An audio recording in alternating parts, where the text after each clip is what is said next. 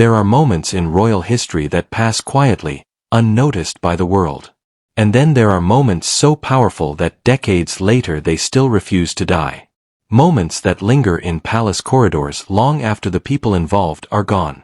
Moments that become larger than crowns, larger than titles, larger than the institution itself. What happened when Catherine appeared wearing Princess Diana's most iconic tiara was one of those moments. At first glance, it seemed like nothing more than another carefully choreographed royal appearance. The cameras flashed. The guests applauded. The headlines focused on elegance, diplomacy, and tradition. But hidden beneath the diamonds was a story soaked in heartbreak, loss, regret, and memories that refused to stay buried. Because this was not just a tiara. This was a symbol. A symbol of a woman who changed the monarchy forever. A woman whose presence continues to overshadow rooms she has not entered in nearly 3 decades. And the moment Catherine stepped forward wearing those diamonds, many people saw something they never expected to see again. They saw Diana. Not literally, of course. But for a split second, in the way the pearls caught the light, in the way the silhouette framed Catherine's face, in the way history seemed to repeat itself, it felt as if the past had suddenly reached into the present. And when that happens inside a family whose history is built on image, hierarchy, and legacy, the consequences are never simple. Because there are stories that the public knows, and then there are stories whispered behind palace walls. Stories that survive in silence. Stories that never appear in official statements. Stories carried by those who watched everything happen from the shadows. And according to those stories, the appearance of that tiara reopened wounds that had never truly healed. Wounds connected to a young woman who once entered the royal family believing she had found a fairy tale, only to discover she had stepped into a battlefield. A battlefield where appearances mattered more than feelings. Where duty often crushed emotion. Where survival sometimes required silence. To understand why this tiara still holds so much power, you have to go back to the woman who made it famous. Diana was not born a legend. She was not born the people's princess. She was not born the most photographed woman on earth. She was a shy young woman who entered a world she could never have fully prepared for. A world of expectations so heavy that most people would have collapsed beneath them. Yet somehow, despite the pressure, despite the scrutiny, despite the loneliness, she became something the monarchy had never anticipated. She became bigger than the institution itself. Every smile she gave, every gesture she made, every moment of kindness was amplified across the globe. Millions adored her not because she was perfect, but because she seemed human, vulnerable, real. She carried pain in a way people recognized. And perhaps that is why they loved her so fiercely. Because they saw themselves in her. They saw someone struggling, someone hurting, someone trying to hold herself together while the entire world watched. But behind the photographs and public appearances, another story was unfolding. A story of disappointment. A story of isolation. A story of realizing that the life she imagined and the life she received were not the same thing at all. Every year that passed seemed to place another weight on her shoulders. Every headline brought fresh pressure. Every appearance required another performance. And through it all, one object remained constant. One object followed her through state banquets, diplomatic tours, royal ceremonies, and countless historic occasions. The lover's not tiara. Those diamonds and pearls became inseparable from Diana's image. People around the world began associating the piece with her. It appeared in photographs that filled newspapers. It appeared in portraits that would become iconic. It appeared during moments of triumph and moments of sorrow. Slowly, almost without anyone realizing it, the tiara stopped being merely jewelry. It became part of Diana's identity. But what the cameras never showed was the price she paid to wear it. The photographs captured beauty. They captured elegance. They captured grace. They did not capture the headaches. They did not capture the physical discomfort. They did not capture the exhaustion hidden behind the smiles. The tiara was heavy. Painfully heavy. Yet Diana continued wearing it because by then it represented something larger than comfort. It represented resilience. Every time she placed it on her head, she was making a statement. A statement that she was still standing, still fighting, still refusing to disappear. And perhaps that is why the story becomes so heartbreaking when everything finally began to fall apart. Because when a marriage breaks, people often talk about the legal process, the paperwork, the signatures, the official announcements. What they rarely discuss is the emotional destruction left behind. The feeling of watching an entire chapter of your life collapse in slow motion. The feeling of realizing that something you spent years trying to save is beyond saving. The feeling of walking away from a future you once believed was certain. Diana experienced all of that. And when the divorce was finalized, the loss was not limited to a title. It was not limited to a marriage. It touched every part of the life she had built. Suddenly, things that once felt permanent became temporary. Things she had considered part of herself were no longer hers. Traditions changed. Privileges disappeared. Roles shifted. And somewhere within that painful transition stood the lovers, not Tiara. Waiting. Silent. Unmoving. A glittering reminder of everything that had been gained and everything that had been lost. Because sometimes the most painful objects are not valuable because of what they are made of. They are valuable because of what they represent. Memories. Sacrifices. Dreams. Heartbreak. Years of life that can never be recovered. And for Diana, that tiara carried all of it. Every banquet. Every tour. Every smile. Every private tear. Every lonely evening. Every public triumph. Every personal disappointment. It carried the entire weight of a chapter that was coming to an end. And what happened next would become one of the most emotional and symbolic moments in modern royal history. A moment that transformed a piece of jewelry into something far more powerful. A moment that would continue echoing across decades. A moment that would eventually bring us right back to Catherine, right back to those diamonds, right back to the night when the past suddenly felt alive again. Because what happened after Diana lost that tiara did not end with Diana. In many ways, it was only the beginning. The strange thing about history is that it never truly disappears. People disappear. Headlines disappear. Governments change. Generations come and go.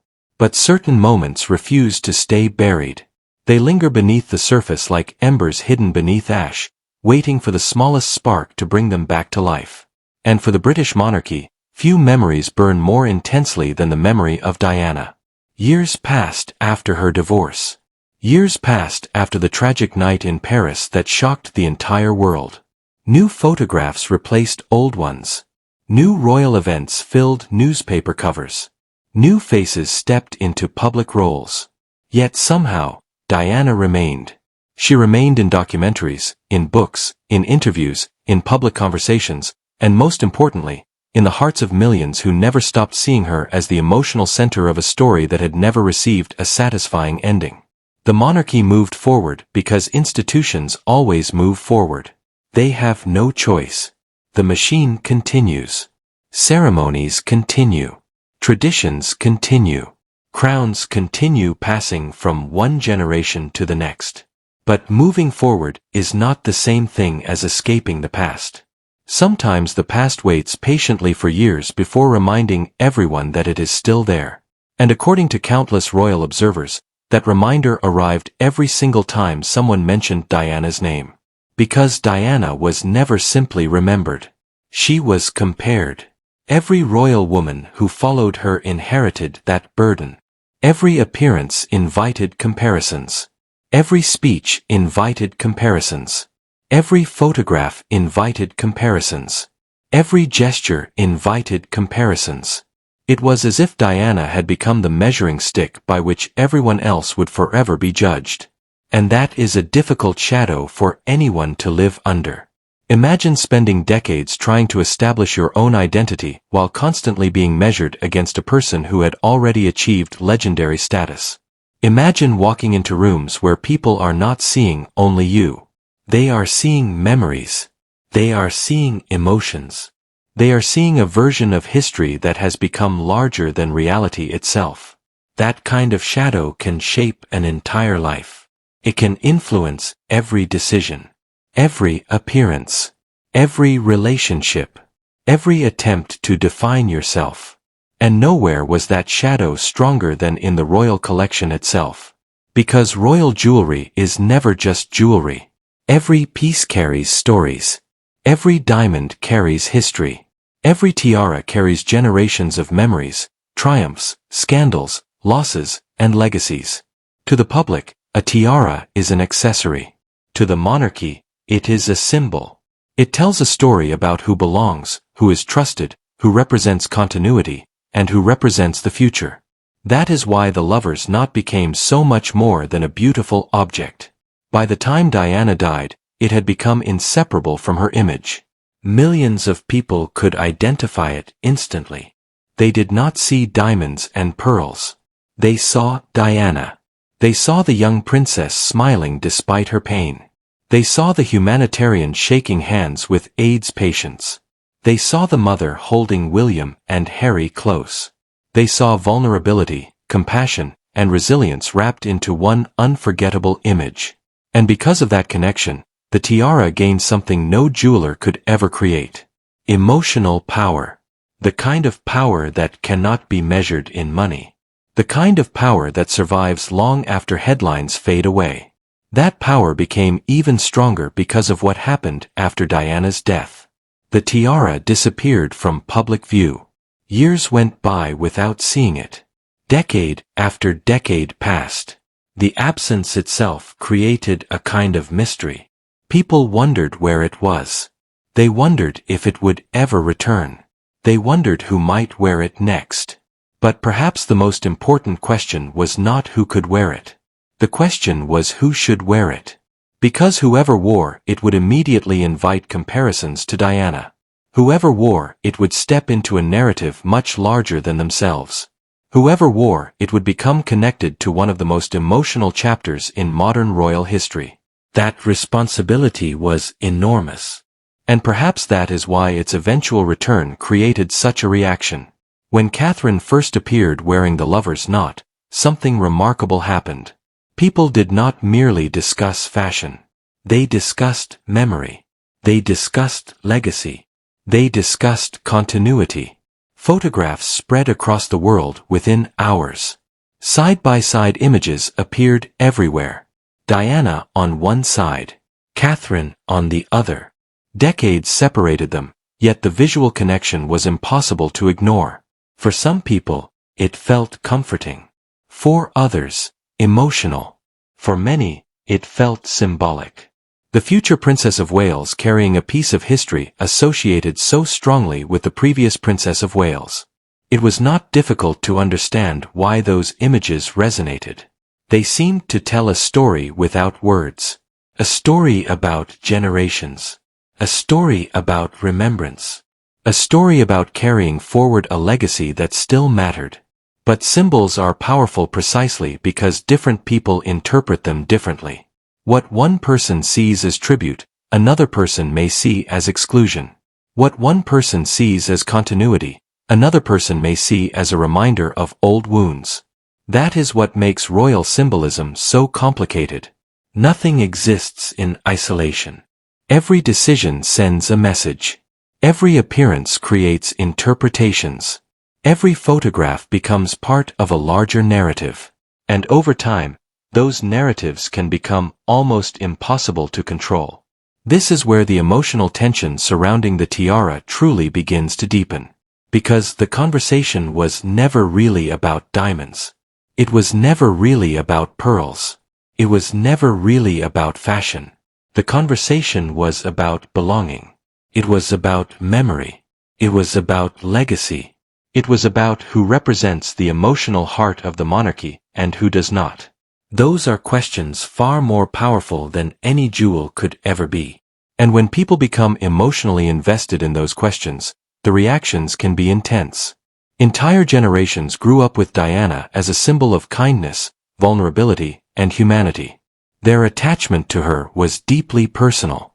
Some remembered where they were when she died. Some remembered crying during the funeral. Some remembered watching her interviews and feeling they understood her pain. Those emotions never fully disappeared. They simply became part of the public memory surrounding her. That memory continued influencing how people viewed every royal development that followed. And perhaps nowhere was that influence more visible than in the relationship between memory and legacy. Because legacy is not determined by titles. It is not determined by official positions. It is not determined by who sits on a throne. Legacy is determined by what people remember when the person is gone. And in that regard, Diana achieved something extraordinary. Decades after her death, people still talk about her, still compare others to her, still analyze photographs of her, still debate her influence, still feel emotional when they see reminders of her life. That level of impact is rare. Very rare. It is the kind of impact that transforms a person into a symbol. And symbols have a way of becoming permanent. They stop belonging to a specific moment in time. They become part of history itself. Which brings us back to Catherine. Because every time she wears the lover's knot, she is not simply wearing a historic tiara. She is stepping into a conversation that began long before she entered the royal family. A conversation about memory, about continuity, about what survives after loss, and whether anyone truly escapes the shadows of history. Yet while the public focused on photographs and symbolism, another question quietly emerged behind palace walls. A question that would spark tension, speculation, and endless discussion among royal watchers. Because if one woman was being connected to Diana's legacy through the lover's knot, what did that mean for everyone else? What did it mean for those who spent decades trying to establish their own place within the same institution? What did it mean for those who understood better than anyone that Diana's presence had never really disappeared? Those questions would only grow louder as time passed. And eventually, they would lead directly to one of the most controversial and emotionally charged chapters in this entire story. By the time most people think a story has ended, the truth is often just beginning to reveal itself. That is especially true inside royal families, where history does not move in straight lines. It moves in circles. Old wounds return. Old rivalries resurface. Old memories find new ways to make themselves felt. And nowhere was that more visible than in the years following Diana's death. Because while the public saw a monarchy trying to modernize and move forward, beneath the polished appearances existed something far more complicated, a constant struggle between the past and the future. The monarchy is built on continuity. Every generation inherits not only crowns and titles, but also unfinished stories. Some of those stories are inspiring. Others are painful. And some are so emotionally charged that they continue shaping decisions decades after the original events occurred. Diana became one of those stories. She stopped being merely a person and became part of the institution's emotional landscape. Her memory lived in photographs hanging on walls, in archives stored beneath palaces, in documentaries watched around the world, and perhaps most importantly, in the hearts of her sons. Because while millions mourned Diana, 2 young boys lost their mother. History often focuses on crowns and ceremonies, but behind every royal headline are human beings carrying private grief. William and Harry were not just royal figures. They were sons navigating a loss that unfolded under the gaze of the entire world. Every photograph, every newspaper cover, every anniversary brought the memory back again. Over time, both men developed their own ways of carrying that grief. But for William in particular, many royal commentators have long observed a deep commitment to preserving his mother's public legacy. Whether through charitable work, public statements, or symbolic gestures, there has always been a sense that he understands the extraordinary place Diana occupies in public memory. He knows that millions still see her as one of the most beloved figures in modern royal history. He knows that every reference to her carries emotional weight. And he knows that symbols matter. Few symbols carry more emotional weight than the lover's knot tiara. By now, the piece had become more than jewelry. It had become a visual shorthand for Diana herself. The moment people saw it, memories flooded back. They remembered state banquets. They remembered royal tours. They remembered photographs that had become iconic. They remembered a woman who seemed trapped between duty and personal happiness. They remembered strength. They remembered vulnerability. They remembered heartbreak. That is an extraordinary burden for any object to carry. And it explains why. It represents memory itself. Yet memory is rarely neutral. Different people remember the same events in different ways. Different people attach different meanings to the same symbols. What one person sees as tribute, another person may see as favoritism. What one person sees as honoring the past, another person may interpret as being unable to move beyond it. Those conflicting interpretations are what make royal symbolism so powerful and so controversial. Every appearance becomes a statement. Every decision becomes a message. Every photograph becomes evidence for whatever narrative people already believe. This dynamic became even more intense as Catherine grew into her role. Over the years, she earned widespread admiration for her composure, professionalism, and dedication to royal duties. Many observers saw her as someone capable of providing stability during periods of uncertainty. As her public profile increased, so did the symbolic importance of the choices she made. Clothing choices were analyzed. Jewelry choices were analyzed. Public appearances were analyzed. Nothing escaped scrutiny. And when she wore pieces associated with Diana, the attention multiplied. Some viewed it as a touching tribute. Others viewed it as a continuation of a legacy. But regardless of interpretation, one fact remained undeniable. Diana's memory continued shaping public conversations nearly 3 decades after her death. Few public figures achieve that level of lasting influence. It speaks to the emotional connection she created with millions of people around the world. Yet, emotional influence can create tension. Not necessarily open conflict, but tension nonetheless. Because whenever one figure dominates public memory, others inevitably find themselves living in comparison to that figure. Comparison is unavoidable. It follows every appearance, every speech, every headline. And over time, constant comparison can become exhausting. It can create frustration. It can create resentment. It can create a sense that no achievement will ever be enough to change public perception. This is one reason why discussions about legacy are so emotionally charged within royal circles. Legacy is not something that can be controlled through official statements. It emerges organically from public memory. The public decides what endures. The public decides which stories matter. The public decides which symbols remain powerful. And in Diana's case, the public's verdict has proven remarkably enduring. Year after year, generation after generation, her influence remains visible. New documentaries appear. New books are published. New audiences discover her story. Her image continues circulating across social media platforms. Her humanitarian work continues receiving recognition. Her life continues generating discussion. That level of cultural permanence is rare. It means she has become part of history in a way that extends beyond royal titles or family relationships. She occupies a space that few individuals ever reach. And that permanence changes the meaning of every symbol associated with her. The lover's knot is no longer simply part of a jewelry collection. It is part of a larger narrative about memory, loss, and legacy. Every time it appears in public, those themes re-emerge. Every photograph becomes a reminder of the extraordinary emotional impact Diana had on the world. Every appearance sparks renewed discussion about her life and her place within royal history. That is why debates surrounding the tiara have never truly been about the tiara itself. They are about what the tiara represents. They are about identity, about remembrance, about belonging, about who carries the story forward.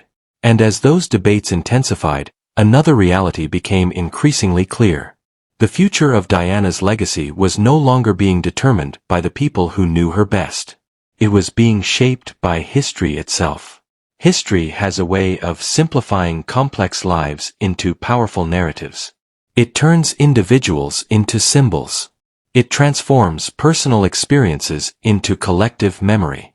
And once that process begins, it becomes almost impossible to reverse. Diana's story had reached that stage long ago. She had become larger than any single interpretation, larger than any single relationship, larger than any single institution. She belonged to history now. Yet history does not exist in museums alone. It lives through people, through families, through generations, through those who inherit the responsibility of carrying memories forward. Which brings us to the final chapter of this story. Because while the world continues debating symbols and legacies, the real question is far simpler and far more profound. Why does Diana's memory remain so powerful after all these years? Why does a single tiara still provoke such strong emotions? Why do photographs from decades ago continue resonating with new audiences? The answer lies not in diamonds or crowns, but in something far deeper. Something that explains why some people are remembered long after others fade from public consciousness. And understanding that answer changes the entire story. In the end, the most powerful people in history are not always the ones who wear crowns. They are not always the ones who sit on thrones, sign laws, command institutions, or inherit titles stretching back centuries. Sometimes the most powerful person in the room is the one whose memory refuses to leave it. And that is what makes the story of Diana so extraordinary. Nearly 3 decades after her death, the world is still talking about her. Not because she was perfect. Not because her life was free of mistakes. Not because every decision she made was beyond criticism. The reason people still remember her is far simpler and far more human than that. They remember her because she made them feel something. History is full of kings, queens, princes, and politicians whose names have faded into obscurity despite holding immense power during their lifetimes. Yet Diana's name remains instantly recognizable across generations. Children born long after her death know who she was. Young people who never witnessed a single royal event from her lifetime still recognize her photographs. That kind of influence cannot be inherited. It cannot be awarded. It cannot be manufactured by public relations teams. It is earned through emotional connection. Diana created that connection in a way few public figures ever have. She made people feel seen. She made people feel understood. She made people feel that someone occupying one of the most privileged positions in the world still understood loneliness, rejection, heartbreak, and vulnerability. That emotional bond became the foundation of her legacy. And legacies built on emotion are the hardest to erase. Institutions can rewrite policies. Governments can change. Public opinions can shift. But emotional memory is different. Emotional memory survives because it becomes personal. Millions of people did not simply observe Diana's life. They experienced it alongside her. They celebrated her triumphs. They worried during her struggles. They mourned her death. In doing so, they transformed her story into part of their own lives. That is why symbols associated with her continue carrying such extraordinary weight. The lover's knot tiara is one of those symbols. To an outsider, it may appear to be nothing more than a historic piece of jewelry.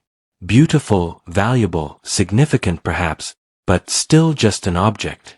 Yet objects gain meaning through the stories attached to them. A diamond has no memory. A pearl has no emotion. But people do. And when enough people connect an object to a powerful story, that object becomes something more. It becomes a vessel for memory, a trigger for emotion, a bridge between the past and the present. That is exactly what happened with the lover's knot. Every photograph of Diana wearing it added another layer to its meaning. Every public appearance deepened the connection. Every memory strengthened the association. Over time, the tiara ceased to belong solely to the royal collection. In the minds of millions, it became part of Diana's story. That is why every appearance of the piece continues generating headlines.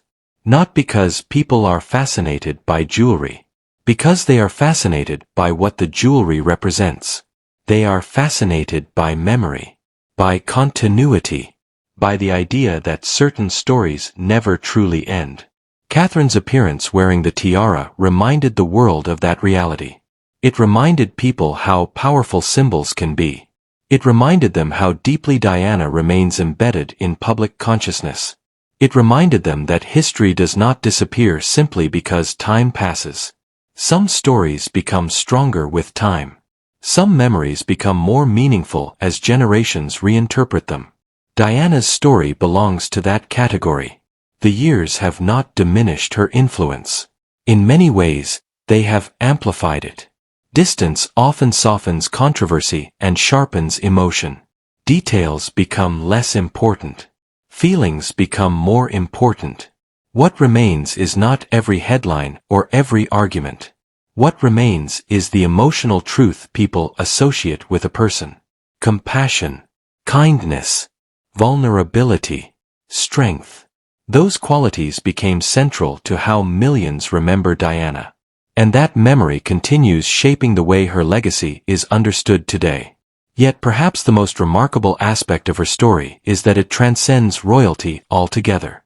The reason people continue talking about Diana is not because she married a prince.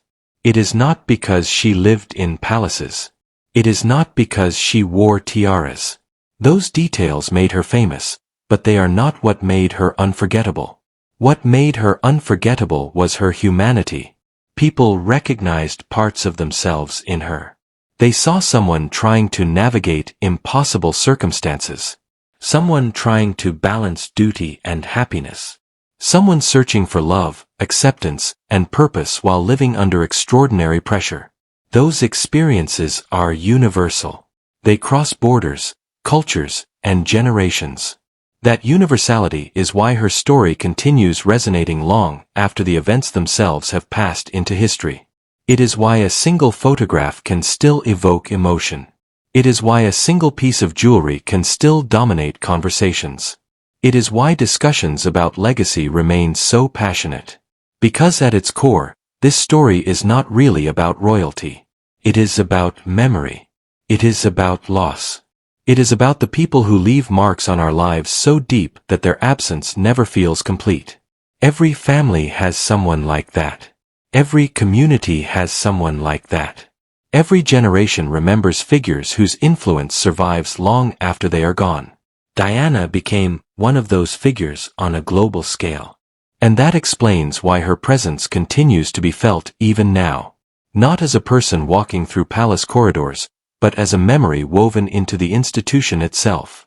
A memory carried by photographs, symbols, stories, and generations of people who refuse to forget. In the end, that may be the most powerful form of influence anyone can achieve. Crowns pass from one head to another. Titles change hands. Positions of authority rise and fall. Even the grandest institutions evolve. But memory endures. Memory survives. Memory whispers through history long after everything else has changed. And when Catherine stepped into the light wearing the lover's knot tiara, the world was reminded of that truth once again. The diamonds sparkled. The cameras flashed. The ceremony continued. Yet beneath all of it lingered a deeper message, one that had nothing to do with jewels and everything to do with legacy. Because some people leave footprints that time cannot erase. Some stories refuse to end. And whether through photographs, memories, or symbols passed from one generation to the next, Princess Diana remains one of them. That is why the conversation continues. That is why the fascination endures. And that is why, even after all these years, the world still turns its eyes toward the past whenever it catches even the faintest glimpse of those unforgettable pearls.